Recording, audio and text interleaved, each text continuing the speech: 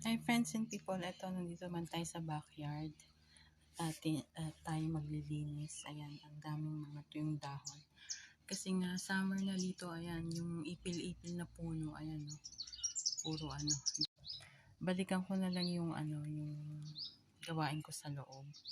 Pero kahit pa paano natapos ko na rin naman. Konting na lang. Konting linis na lang uli. And then sa garahe tapos ko na din. Ayan, magbalik na tayo dito.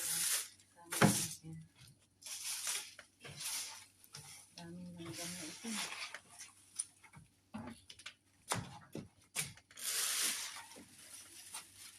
Madami ding ito yung dahon dito sa sa bubong o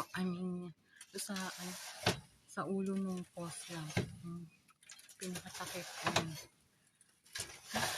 ang galing din natin.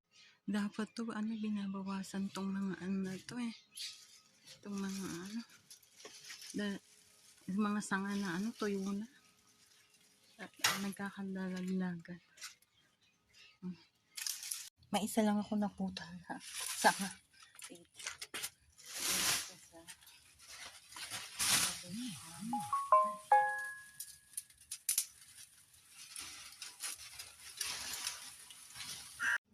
Dami.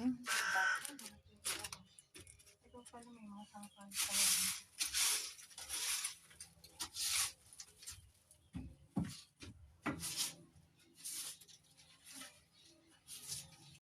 Natapos ko nang walisan yung doon sa stairs tsaka doon sa right side. Pero tomorrow ko na lang uli na umaga. Wawalisan doon sa other side. Ito na muna, tapusin natin to. So ayan na, tapos na natin nawalisan.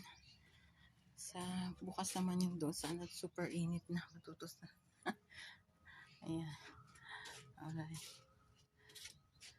Okay, itong aking mga